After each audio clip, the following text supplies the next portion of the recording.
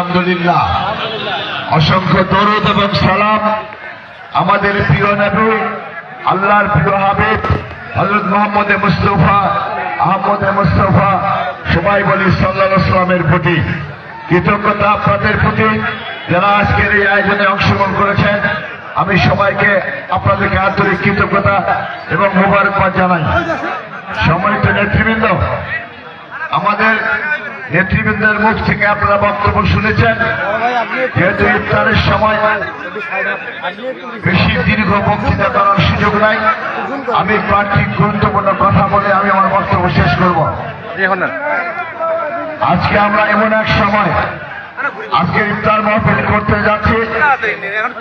2008 সালের নির্বাচনের পর থেকে শুরু করে অদ্যাবধি আজকে প্রায় 15 বছর ধরে স্বৈরাচারী হাসিনা সরকারের অকথ্য নির্যাতন, নিষ্পেষণ এবং তাদের যে অত্যাচারের স্টিমরোল চালিয়েছিল বাংলাদেশের মানুষের পক্ষে, যা কখনোই সহনীয় ছিল না।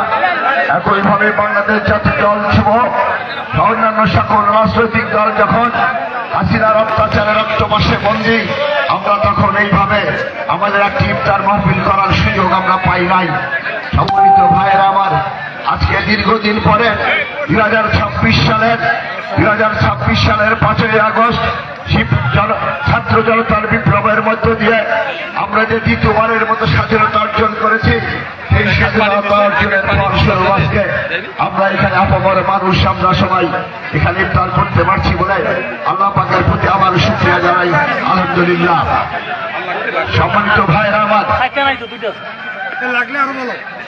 আপনারা সবাই জানেন যে বর্তমানে অন্তর্বর্তীকালীন সরকার ক্ষমতায় আছে। আমরা একটি সুষ্ঠু নির্বাচন দেওয়ার জন্য, একটি গণতান্ত্রিক পরিবেশ সৃষ্টি করার জন্য আমরা সবাই সরকারের কাছে দাবি দিয়েছে। সরকার এখন পর্যন্ত নির্বাচনের রোডম্যাপ ঘোষণা করে নাই। আমরা ইফতার মাহফিল থেকে বলতে চাই, এদেশের অর্থনৈতিক অবস্থা, এদেশের প্রশাসনিক অবস্থা অত্যন্ত নাজুক অবস্থার মধ্য দিয়ে চলছে। এই নাজুক অবস্থা থেকে দেশকে একটি সহনশীল গণতান্ত্রিক কাঠামো উপহার দিতে না পারলে, একটি ভালো নির্বাচন করার মধ্য দিয়ে জনগণের সরকারকে ক্ষমতায় বসাতে না পারলে হয়তো দেখা যাবে দেশের ভাগ্যের কাছে আবারও দুর্যোগের ঘনঘাট দেখা যাবে, আবারও দেখা যাবে স্বৈরাচারের দোষরা আবারও আগামীতে নতুন করে অভ্যুত্থান করে, আবার নতুন করে ষড়যন্ত্র করে এ দেশ ও জনতার ছাত্র জনতার যে বিপ্লব, ছাত্র জনতার যে বিজয়, সেই বিজয়কে তারা ভুলুণ্ঠিত করবে। এই বিজয়কে তারা নস্যাৎ করার জন্য এখনো প্রশাসনের বিভিন্ন জায়গায় তারা বসে আছে।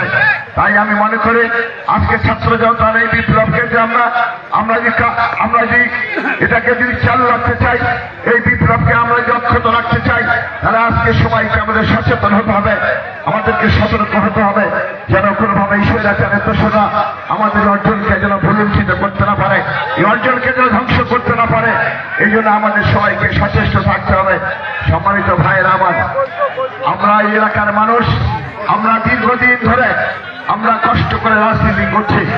আপনারা সবাই জানেন কত অত্যাচার গেছে, নির্যাতন গেছে, দলের উপরে কত স্কিম ল চলেছে।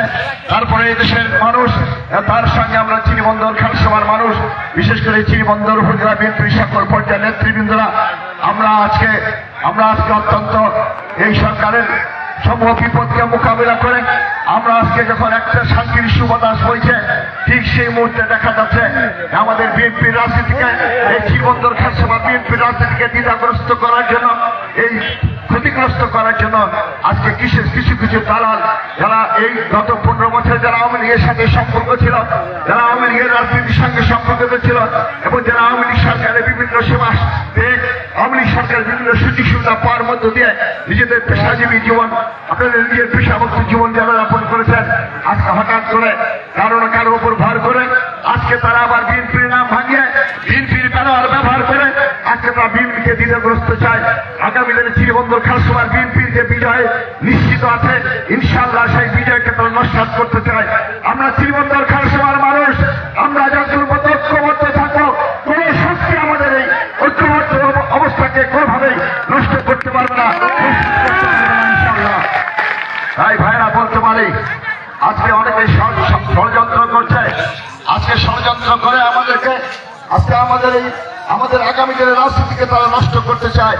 আমরা বলে দিতে চাই তাদেরকে, যারা নষ্ট করতে চান, যেখানে আপনাদের পাওয়া যাবে, যেখানে আপনারা থাকবেন, সেখানে রাষ্ট্রীয়ভাবে আপনাদেরকে মোকাবেলা করা হবে। এবং আপনারা শত শত নেতা কর্মীরা যখন এই উপজেলা বিএনপির তরফ থেকে ডাক দেওয়া হবে, আপনারা কেউ বাসায় বসে থাকবেন না। আপনারা যেভাবে আপনারা এই বছরে 25শে ফেব্রুয়ারি আমরা 25শে ফেব্রুয়ারি দিনাজপুরে একটা প্রোগ্রাম ছিল, অনুষ্ঠান জনসভা ছিল, আপনারা জানেন না? একটা জনসভা ছিল। সেই জনসভা আমরা চিরবন্দর খানসভা থেকে 6000-এর অধিক মোটরসাইকেল নিয়ে আমরা সেদিন দিনাজপুরের জনসভা দিনাজপুর রাজপথ কাটিয়ে এসেছি। যে কোনো মুহূর্তে যে কোনো ডাক দিলে কেউ বাসায় বসে থাকবেন না। যত ষড়যন্ত্র হোক না কেন, সকল ষড়যন্ত্রের দাঁত ভাঙা জবাব দিয়ে অতীতের যে অত্যাচার নির্যাতন সহ্য করে আজকে যে জায়গায় টিকে আছি, যে জায়গায় দাঁড়িয়েছি, আগামী দিনে সকল ষড়যন্ত্রকে রক্ষা করে দেয় আবার এই জায়গায় দাঁড়িয়ে থাকতে চাই ইনশাআল্লাহ। সম্মানিত ভাইরা আমার, আমাদের প্রিয় নেতা জনাব তারেক রহমান বলছে কোন হাইব্রিড নেতার কোন সুযোগ নাই। জনাব তারেক রহমান বলেছেন আওয়ামী লীগের কোন দোষর বিএনপিতে আসার কোন সুযোগ নাই। আমরা আমাদের কিছু বন্ধু যারা আছেন ভুল পথে পরিচালিত হচ্ছেন, আপনাদেরকে বলতে চাই হাইব্রিড নেতার আগমন ঘটে দিনাজপুর খানসভার রাজনীতিকে দ্বিখণ্ডিত করতে চাইলে, দ্বিধাবিভক্ত করতে চাইলে রাজনৈতিকভাবে আপনাদের মোকাবেলা করে আপনাদের ষড়যন্ত্রের দাঁত ভাঙ্গা জবাব দেওয়া হবে ইনশাআল্লাহ। সম্মানিত ভাইরা আমার, সময় কমে আসছে, শুধু বলতে চাই আমি আপনাদের ভাই, আমি আপনাদের বন্ধু, আমি আপনাদের সন্তান, আমি আপনাদের অত্যন্ত আপন মানুষ। শত বিপদে, শত ঝামেলাতে, শত কষ্টেও আমি আপনাদেরকে ছেড়ে যাই নাই। ঠিক কিনা বলেন? আপনারা কি এই বিপদের মধ্যে আমাদেরকে ছেড়ে যাবেন? আপনারা কি ছেড়ে যাবেন? আপনার হাত তুলে দেখান যে আপনাকে ছাড়বো না ইনশাআল্লাহ। ভাইরা আমার, এই চিরবন্দর খানসভার মাটিতে বিএনপির পতাকাকে পথ পথ করে উড়াতে আপনারা যেমন দোয়া করেছেন, আল্লাহ পাক যেমন আমাদেরকে দান করেছেন, আমরা আপনাদের দোয়া এবং আল্লাহর এই দানকে আমরা কোনোভাবেই নস্যাৎ হতে দিতে পারি না। নিজেদের অনেক কষ্ট সহ্য করাও, নিজে অনেক অভিযোগের মধ্যে থাকার পরেও বিএনপি রাজনীতিকে যে জায়গায় নিয়ে এসেছি সেই জায়গায় অক্ষুণ্ণ রাখতে চাই। আপনারা সবাই সহযোগিতা করবেন ইনশাআল্লাহ। বিএনপির রাজনীতি থেকে আমরা কোনোভাবেই বিনষ্ট হতে দিব না। সংগ্রামী ভাইয়ের আমার, আমরা আজকের ইফতার মাহফিলে আমরা দোয়া করব আমাদের প্রিয় নেত্রী, আমাদের প্রিয় নেতা শহীদ রাষ্ট্রপতি জিয়াউর রহমান, যিনি 1971 সালের 26শে মার্চ বেতার কেন্দ্র দখল করে বাংলার স্বাধীনতা ঘোষণা করেছিলেন, যিনি 1975 সালের 7ই নভেম্বর সিপাহী জনতার বিপ্লবের মধ্য দিয়ে যিনি এদেশের রাষ্ট্র ক্ষমতায় আসীন হয়েছিলেন। আমরা সেই জিয়াউর রহমানের জন্য দোয়া করব, যিনি আমাদের দেশকে গণতন্ত্র প্রতিষ্ঠা করেছিলেন, যার সরলতায় আজকে একটি সংগঠন যারা বাংলাদেশের রাজনীতি করার সুযোগ পেয়েছে তারা আজকে আস্ফালন করে যার কোন স্বৈরাচারকে ক্ষমতা আসতে দেওয়া হবে না। আমরা আজকে স্বৈরাচার হলাম। অত 1972 সাল থেকে শুরু করে 75 সাল পর্যন্ত আপনাদের রাজনীতি করার কোন সুযোগ ছিল না। এই জিয়াউর রহমান আপনাদেরকে রাজনীতি করার সুযোগ দিয়েছে বাংলাদেশে। এই জিয়াউর রহমানের দলের ঘাড়ে ভার দিয়ে আপনাদেরকে পরিচিত করেছেন, আপনারা প্রতিষ্ঠিত করেছেন। আর আজকে বলছেন এক স্বৈরাচার বিদায় হয়েছে, এক স্বৈরাচার কাঁদতে চাই না, জান্নাতের বিনিময়ে ভোট চান। আরে কথা বলেন না তো একটু প্লিজ। জান্নাতের বিনিময়ে ভোট চান। কোথায় কোন হাদিসে লেখা আছে, কোরআনের কোন আয়াতে লেখা আছে যে কোন দলকে নির্বাচনে ভোট দিলে তারা জান্নাতে প্রবেশ করাতে পারবে? এরকম কোন হাদিস দলিল কেউ দেখাইতে পারে? আমরা অন্য কোন দল করবো না, অন্য কোন দলে ভোট দিব না। জান্নাতে যাওয়ার আশা আমাদের সমাজে ঠিক কিনা? আজকে আমরা নামাজ পড়ি, আজকে আমরা রোজা রাখি, যাকে আমরা দান খয়রাত করি, তা যদি আমরা ভোট দিলে জান্নাতে চলে যাব, দান খয়রাতেরও দরকার নাই আর নামাজেরও দরকার নাই, শুধু সুস্থ করে ভোট দেবো। আর ইনশাআল্লাহ তখনই কব ভোট দেওয়ার পরে আল্লাহ কি আমার নিয়ে যা জান্নাতেও দেখা করিবে। একে ঠিক কিনা? হ্যাঁ, মিথ্যা দিয়ে রাজনীতি চলে না, মিথ্যা দিয়ে ইসলাম কায়েম করা যাবে না। আল্লাহ পাক তার রাসূলকে বলেছে, আমি তোমাকে সুসংবাদবাহী এবং সতর্ককারী রূপে পাঠিয়েছি, আমি তোমাকে শাসক হিসাবে পৃথিবীতে পাঠাই নাই। ঠিক কিনা বলেন?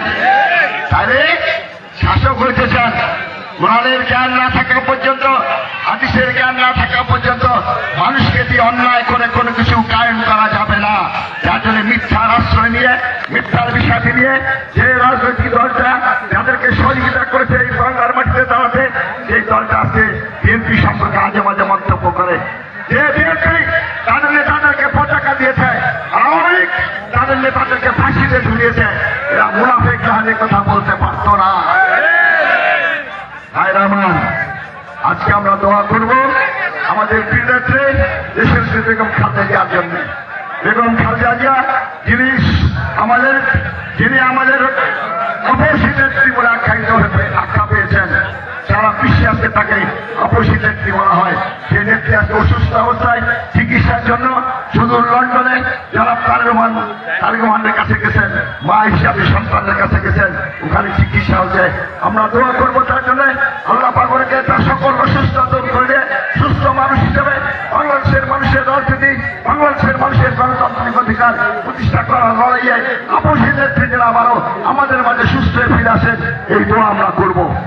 সাধারণ ভাইরা, আমরা দোয়া করব আমাদের প্রিয় নেতা জনাব তারেক রহমান, যিনি 10,000 মাইল দূরে বসে বাংলাদেশের মানুষকে দিশা দিয়েছেন, যিনি 10,000 মাইল দূরে বসে সার্বক্ষণিক যিনি দলের নেতা কর্মীদেরকে উজ্জীবিত রেখেছেন, যিনি 10,000 মাইল দূরে থেকে বিএনপি নেতা কর্মীদের ঐক্যবদ্ধ করে 2024 সালের 5 আগস্টের যে বিপ্লব, সেই বিপ্লব ঘটাতে তিনি ওনার অবদান রেখেছেন। সেই জনাব তারেক রহমানের জন্য আমরা দোয়া করব। আমরা দোয়া করবো আমাদের প্রিয় মহাসচিব মির্জা ফখরুল ইসলাম আলমগীর সহ আমাদের সকল নেতারা, বয়োবৃদ্ধ নেতারা বা যারা বয়স্ক নেতারা, যারা এখন পর্যন্ত দলকে শ্রম দিচ্ছেন, যারা এখন পর্যন্ত দলের জন্য কাজ করছেন, আল্লাহ পাক যেন তাদেরকে হায়াতে তাইবা দান করেন। আল্লাহ পাক যেন তাদেরকে সুস্থ শরীর সবল রাখে, আগামীদের দেশের জাতির নেতৃত্ব দেওয়ার জন্য আগামীদের নির্বাচনে সবাই অংশগ্রহণ করার মধ্য দিয়ে আমরা যেন দেশে বেগম খালেদা জিয়ার নেতৃত্বে, যারা তারেক রহমানের নেতৃত্বে আমরা যেন একটি শোষণীয় সমাজ ব্যবস্থা কায়েম করা হয়েছে, একটি গণতন্ত্রের সরকার কায়েম করতে পারি।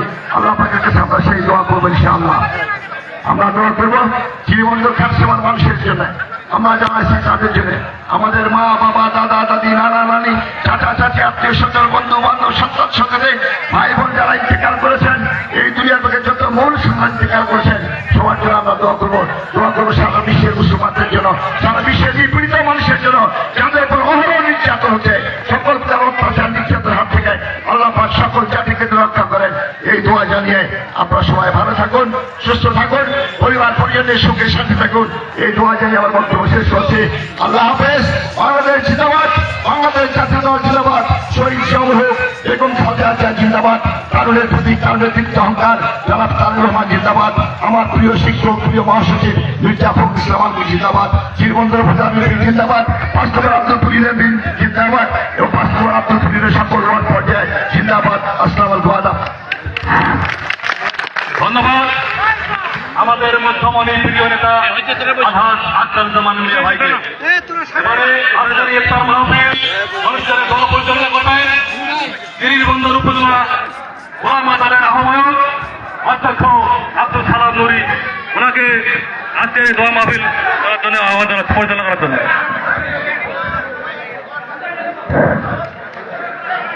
اللهم آمين. ربنا آتنا في الدنيا حسنة وفي الآخرة حسنة وقنا عذاب النار. ربنا ظلمنا أنفسنا وإن لم تغفر لنا وترحمنا لنكون من الخاسرين.